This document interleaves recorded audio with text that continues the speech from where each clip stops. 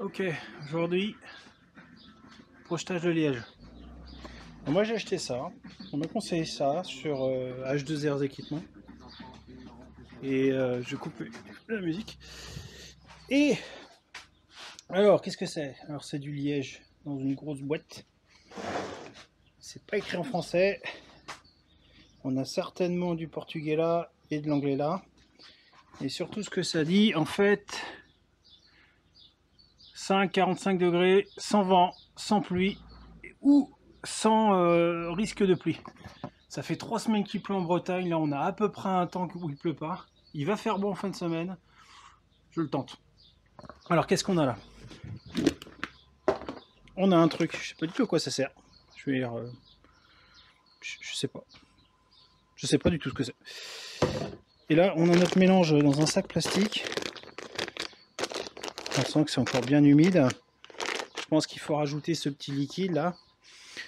Et moi ce que je voulais savoir en fait c'était comment on s'était conditionné. Je ne l'ai pas ouvert depuis 3 semaines en me disant que si c'est hermétique, il faut que ça le reste. Sachant qu'il faut attendre 24 heures avant chaque application. Moi je m'étais dit si jamais je dois l'appliquer je sais pas, 48 heures. Enfin, j'avais peur que ça sèche. J'avais peur que la deuxième partie que je devais appliquer le lendemain sèche.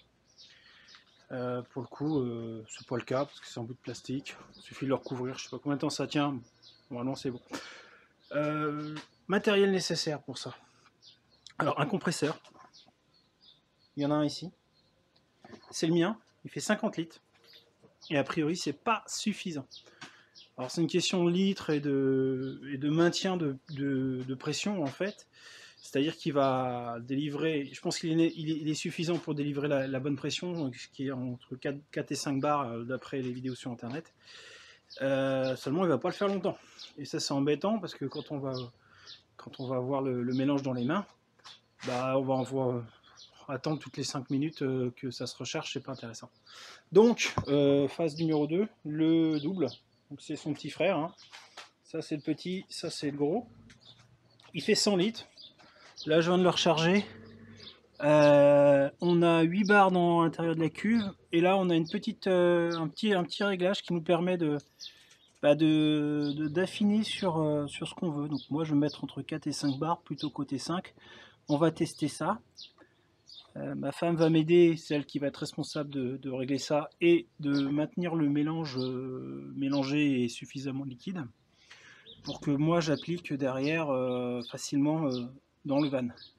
Van qui a été au préalable préparé. Disons, j'ai caché les éléments que je ne voulais surtout pas être recouvert de liège. Et puis j'ai nettoyé le van dépoussiéré. Bon, il est neuf, donc il n'est pas hyper sale. Mais bon, je l'ai quand même nettoyé avec de l'acétone. Voilà, pareil que ça dégraisse bien les métaux, donc c'est parfait. Ça a été rapide, hein. Le mien étant tout neuf, comme je disais, il n'est pas très sale. Voilà, donc l'étape d'après, c'est de passer à ça. C'est-à-dire qu'on a un pistolet qui est relié par un câble, bien sûr, dans lequel on va mettre le mélange ici. Le mélange va descendre là-dedans. L'air arrive ici, essoufflé. Quand on appuie dessus, il y a en fait naturellement ouvert, comme il est là, si je l'appuie là, le circuit d'air fait ça et ressort directement. Donc là bien sûr c'est juste une vanne ouverte fermée, mais si j'appuie ici, en étant ouvert bien sûr, le circuit d'air va passer dans le tuyau. En fait ça va aspirer ici. Ça va aspirer ici et ça va reprojeter tout le mélange par la buse. Buse de 9 mm, 8 mm pardon. J'en ai eu deux autres. Donc je crois que c'est une 6, non ça c'est une 6 et ça doit être une 4. Logiquement c'est ça. Ce qui est indiqué, enfin ce que les gens mettent, a priori c'est du 8. On verra bien, ça va dépendre de la granularité du liège, la façon dont il a été haché menu ou pas.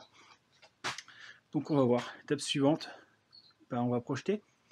Et avant on va s'équiper un petit peu, on va essayer de se protéger parce que le liège ça colle, donc on va se protéger les yeux, les cheveux, les yeux aussi.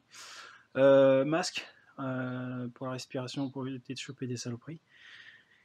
Puis bah, moi j'ai pas de tenue à cause du Covid, là il n'y a plus de tenue de jetable, donc je vais prendre ma blouse et puis ça ira bien.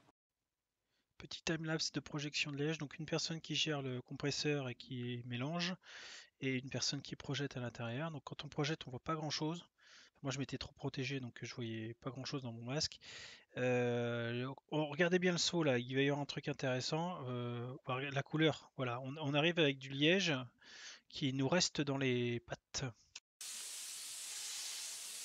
Alors ici, je vous montre la projection du liège qui est pas évidente, qui n'a pas été évidente sur la première partie parce que mon mélange étant pas homogène, le mélange était pas assez liquide, j'aurais dû rajouter un peu d'eau, ce qui fait que bah, ça a aspiré toute l'eau et la colle en premier, et du coup ça me laissait bah, dans le fond du liège qui n'avait pas sa texture normale parce que il manquait bah, tout le reste. Et donc j'ai bien galéré à projeter ça la première fois.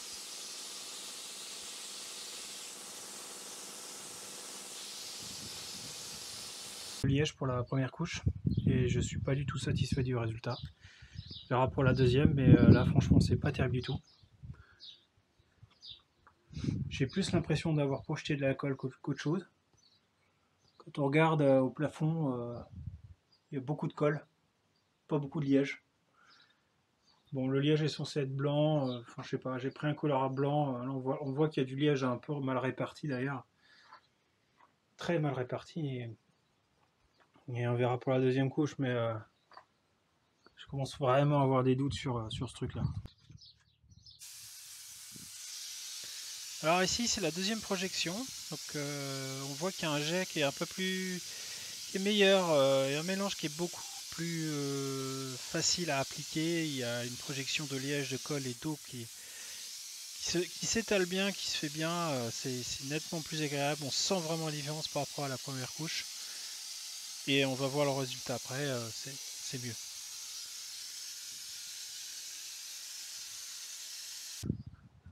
Deuxième. Ouais, petite vidéo pour dire que je suis nettement plus satisfait que la première couche. Je viens de passer la deuxième, donc je viens de projeter le liège là il y a à peine quelques minutes. Donc voilà ce que ça donne. Je ne sais pas si on voit bien la caméra, mais il y en a nettement plus que pour la première. Bon, il y avait aussi 1 kg de plus sur la deuxième tournée, donc voilà. La première couche était très très moche, mal répartie.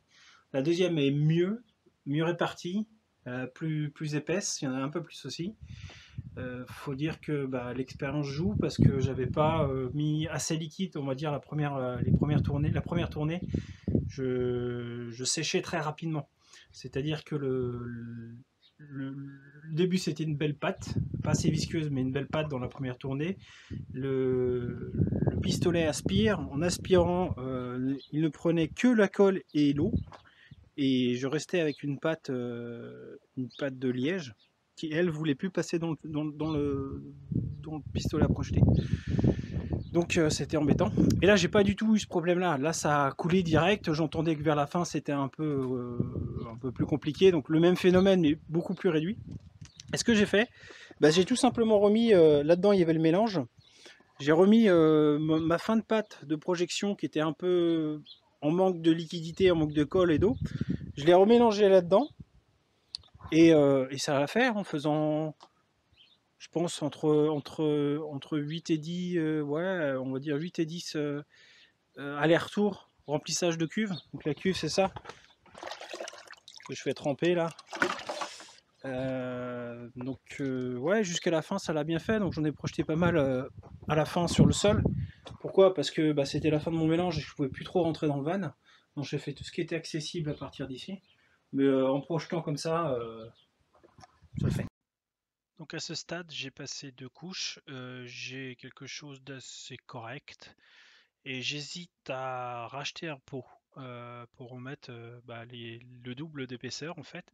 Ce que je fais, donc je recommande un pot sur H2R équipement et je le reçois rapidement. Même chose, bah, rebelote. On est reparti pour ce que je croyais être 2 séances de projection de liège.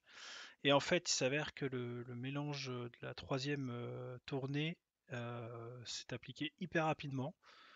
Donc j'ai tout mis d'un coup. Je parti sur ma lancée, on a tout projeté.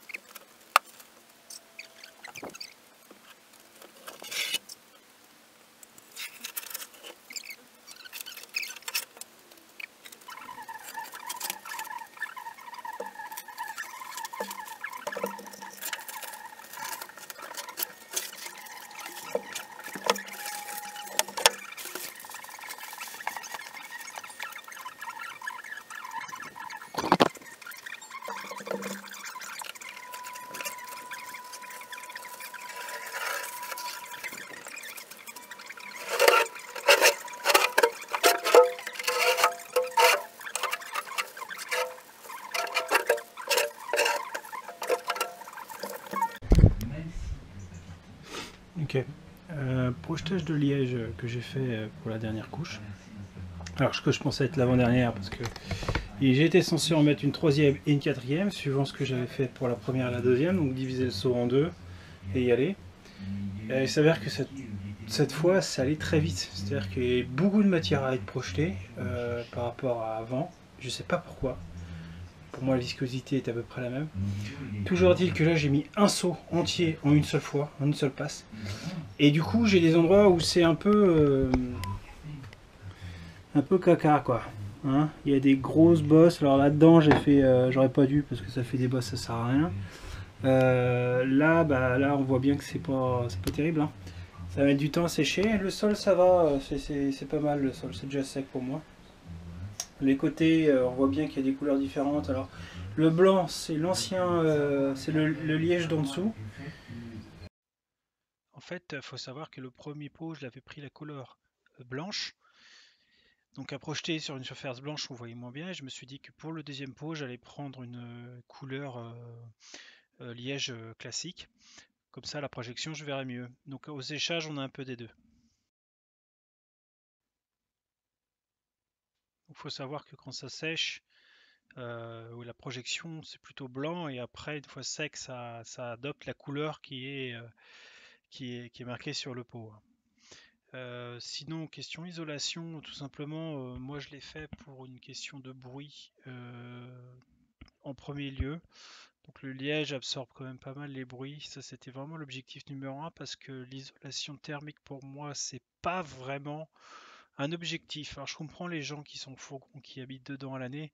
Là, il faut vraiment mettre le paquet dessus parce que c'est votre maison et faut être bien dedans, quoi. Moi, je pars avec et je l'utilise que en période estivale. Et c'est nettement suffisant. J'ai pas besoin d'une isolation de fou, sachant qu'on ouvre les fenêtres, on ouvre tout. Le seul moment éventuellement où c'est intéressant, c'est pour le matin à gérer, mais c'est plutôt une question d'humidité qu'il faut gérer, pas une question de froid ou de chaud. Parce que le véhicule étant blanc déjà c'est peut-être le meilleur choix qu'il faut faire si on veut gérer la chaleur, c'est de prendre un véhicule blanc parce qu'en plein cagnard forcément on va un peu jouer sur les calories, enfin l'énergie emmagasinée du véhicule en chaleur. Mais bon, pour moi, l'isolation, c'est pas no big deal, quoi. On peut ne pas, ou peut isoler un véhicule pour une, une utilisation, on va dire, estivale classique. Personnellement, j'ai fait une expérience une année où je suis parti avec un trafic avec un ami au ski. On a dormi à Tignes. Donc Tignes, c'est assez haut, hein, c'est je sais plus combien de mètres d'altitude, mais en hiver, voilà, on descendait nettement en dessous des 0 degrés. Il me semble que c'était en dessous des 10 degrés, je me rappelle plus très bien. On se chauffait avec un pot de fleurs qu'on avait mis sur le gaz ou les plaques électriques, je me rappelle plus. Et ce pot de fleurs restituait la chaleur le temps qu'on s'endorme. Bon, il faisait très très froid à 4 heures du matin, mais tout ça pour dire qu'avec un bon duvet et habillé adéquat, on passe une nuit correcte dans des conditions assez extrêmes sans isolation. Donc voilà, ajoutez une isolation, un chauffage, etc. et vous êtes top confort. Alors petite surprise, quand j'ai enlevé les cloisons, j'ai retrouvé ces sièges non finis Donc voilà, pour les petites économies d'échelle, on va dire, PSA a décidé de ne pas recouvrir ses sièges à l'arrière parce qu'ils étaient cachés par la cloison. Sauf que franchement, je trouve que c'est pas quali. Ça, je suis sûr, on le retrouve pas dans les versions allemandes. Ça, c'est un mauvais point, hein. Franchement, zéro là-dessus.